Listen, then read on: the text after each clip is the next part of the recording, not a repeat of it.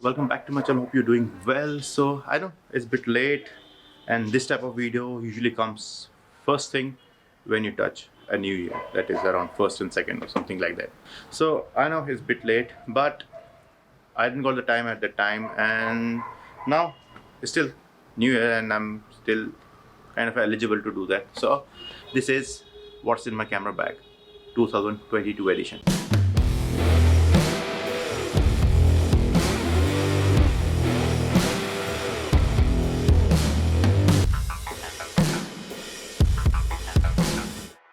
So let's start with something that carries everything, and that is really essential for anybody that's carrying a camera gear or any kind of equipment. I'm doing this with this camera bag. This is Lowepro 450 AW.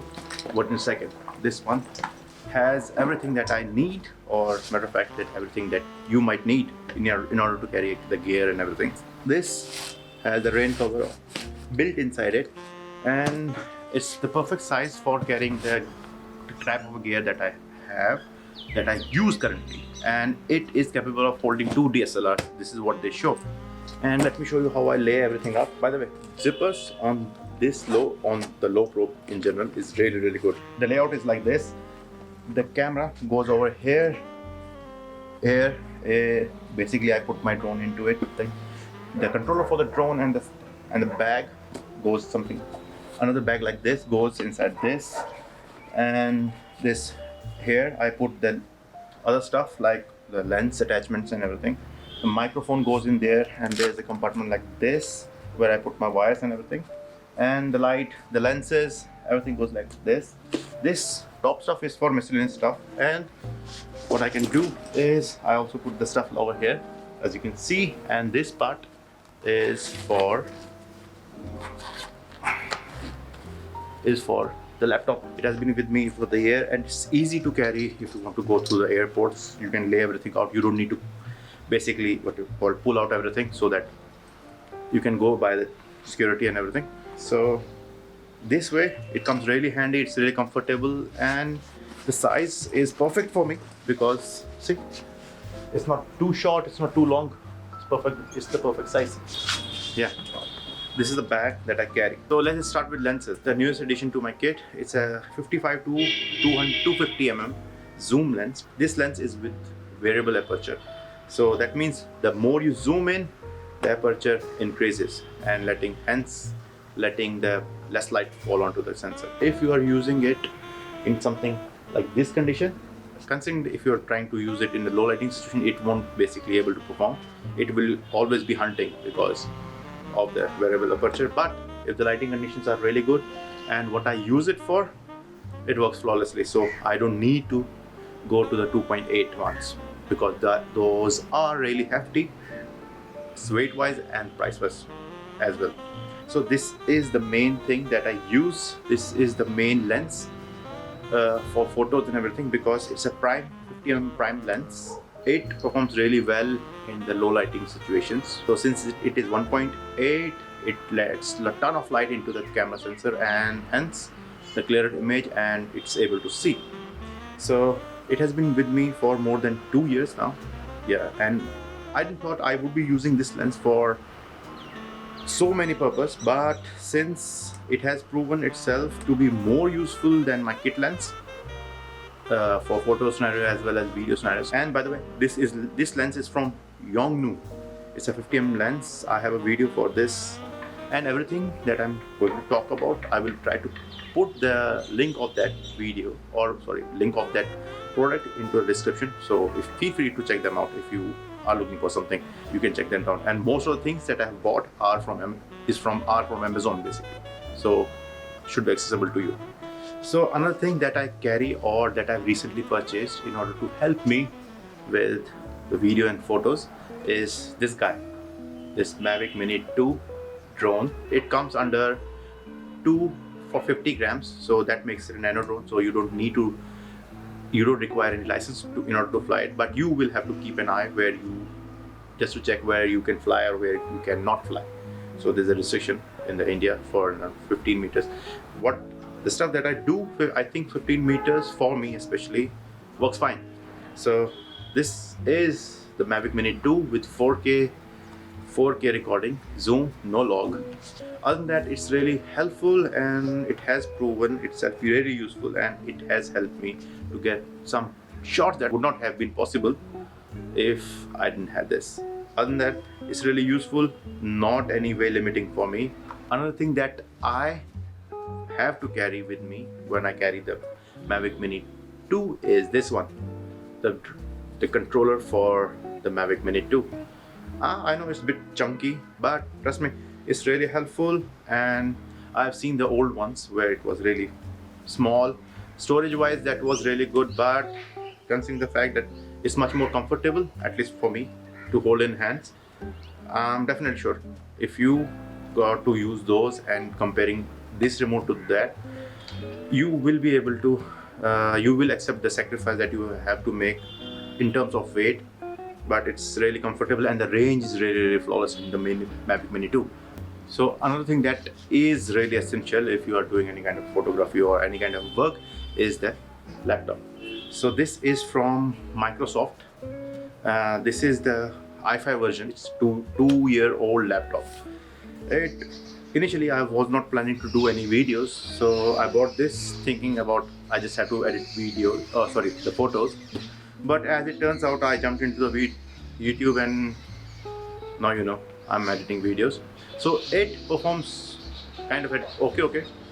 Why I'm saying okay? Because it's somewhat limiting. Even though the resolution of the display and the lightness of the laptop is really good, but as soon as I throw some drone footage into it, or if it's comparatively very lengthy, it starts to slow down.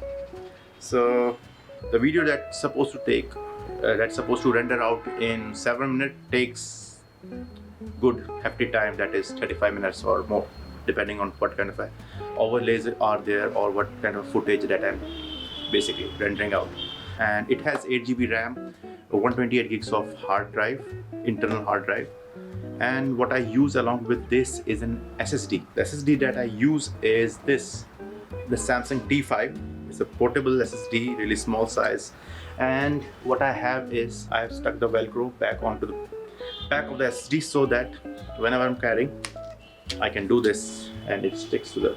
So I'm not fiddling around with that wire and everything, and I am not looking for any kind of a storage to place this SSD on. So another thing that helps me record videos and helps me to get some tighter shots where the camera is not able to perform is this. This is GoPro Hero 8. It's able to record in 4K, 4K 120, and time lapse, time warp, everything is packed into this. It's a Hero 8 version black. So I chose this over the 9 is because the budget. And the other thing is I just wanted this so that I can mount it and carry on with the POV style photo shoots. I have also used it to vlog. Trust me, it's really good you can basically vlog with this camera because of the quality and everything. And it shoots flat, which is shame for the camera. Anyway, so it shoots flat, 4K, 120, slow motion, time warp, and hyperlapse, everything. And the stability on this camera is really good. The GoPro has proven itself to be really essential while I'm filming or taking photos. So another thing that I keep in my bag is the pouch. This is the pouch from GoPro, and it's not something that I bought separately. It comes with a bag I use for storing the battery and the GoPro itself, the battery of that drone and everything. The other thing that I use is this second smaller pouch. I use this pouch to keep my other stuff, so rather than wires going here and there, I try to keep it organized like this. Another thing that I use is this pouch. This is from Think Tank. It's a battery holder, so it can hold up to 4 batteries. So I put my 3 batteries of this DSLR into this, and another slot is used by the GoPro battery. Even though I don't need it, might as well put it over there so that everything is accessible to me. It's really easy and really you can fold it or anything like that. But since I'm carrying all the 4 batteries, I'm not able to fold it, but it doesn't take that much space and it's really good. It has been with me since I started this YouTube channel. So battery pouch from Think Tank. It has been with me since I started the YouTube channel, and I got to know about the ND filters. So this is the ND filter that I use. It comes in the pack of 4, So 2, 4, 8, 16. It has basically proven itself to be really good, and I'm able to keep my shutter speed at a desirable number so that motion blur is there, motion blur is there, and everything looks cinematic. I have bought this from Amazon, so I will put the link of this specific brand. This is what I found when I was doing the stuff that you can buy on Amazon under $1,000. So it's a screwable magnifying lens. So what it does is it provides you the functionality of a macro lens, and so that you don't have to spend a lot of money in order to buy a macro lens itself. So this is something that is really cheap, and it has proven its worth over the time. And I use it for the macro shots and everything, or any kind of a macro photo that I want to do, or detail photo that I want to get really close to the subject. I use these, and it's always with me. So if you are into a market and you know the thread size of your lens and you want to buy a macro lens, try to give it a shot. It won't break your bank. So, and plus you get the functionality of the macro lens without spending a lot of money. Thing that I bought before coming here is this. This is VL49 RGB from Ulanzi. It's a really budget-friendly RGB. The intensity of the light is really good, and it does white light as well as the RGB. It comes under 2,000 rupees. It has a magnetic back, even though the magnet are not that strong. But what I bought it for was the photo shoots and create a light trails, and in the scenarios where the light is not that good. So I have used it once to record the ending of the video. Especially, I think the rainy photo shoot that I did. Plus another thing that I realized how important it is this, the shoe mount. When I put it onto the camera, I still have the place to mount my mic. So yeah, I can mount the mic as well as while using this, so I don't lose any place. And plus you have 3, so it's really handy, it's really good, and the light is really soft. So another lens that I constantly use and has been with me since the start of this, basically start of everything, is the lens that is currently on the camera. It is Canon kit lens, basically 18-55. I have been using this for more than 2 or 3 years. It has been really good. It's a variable aperture lens with 4 to 5.6. That which basically means as you zoom in, the aperture increases. Doesn't perform that good in low lighting conditions because of the variable aperture, but the zoom is really good. That's why I'm still using this one, and didn't feel to basically upgrade to a somewhat wider zoom. And the most important thing when you are shooting the video or recording the video is the microphone. The microphone that I have is from Boya. It doesn't require any batteries. It just mounts onto your camera and takes a battery or the power from the camera itself. So that's a really huge point. You just plug it, and you don't have to worry about the battery and everything. It only records what is in front of it and doesn't require anything from the back. So the microphone Boya with a windscreen on it. I don't know whether you can see it. There's a quality change. Why? Because now I'm going to talk about something that is really important, because it's the main shoot that I have. It's Canon 77D with the grip on it, so that I can put 2 batteries and get a much longer duration than I would usually get with a single battery. So this is Canon 7070. It shoots 1080p 60 frames, 30 and 24, and in the name of slow motion, 60p is there, and it doesn't have any log. So I use custom logs profile, that is Cine Style from Tricolor. So I custom loaded the Cine Style profile into it. Now I am somewhat able to shoot log. Somewhat basically gives me a little bit margin of basically playing with the colors and everything. It has a display over here which comes handy sometimes when you're doing photo shoots and everything, and you are not able to, even though you are able to flip the screen like this, sometimes it's much easier to look into this and gauge the setting that you are trying to shoot with. It has an HDMI output port. It only accepts the SD cards and no CFX card because it's an entry-level camera. Yeah, it has been with me for the starting of everything, for the photos and everything. It is really good. It has built-in flash, which I don't use. Other than that, it is a 24 megapixel crop sensor camera.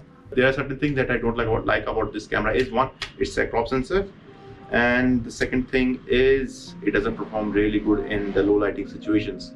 So other than that, if you have a fast aperture lens, you can somewhat compensate with some gripes and everything, but all in all the camera is really good for anyone who is beginning and who is somewhat intermediate and wants secondary camera in their bag. It can work for it. So this is the general setup that I usually carry. So that's it, that's the wrap up. So I don't have anything more to say. If you like the content that I'm putting out, or you get somewhat inspired by what I do or what I show you guys, so try hitting the subscribe button, try hitting the bell icon so that you get notified whenever I post the videos, and take care of yourself. So the light is getting really low. Bye bye.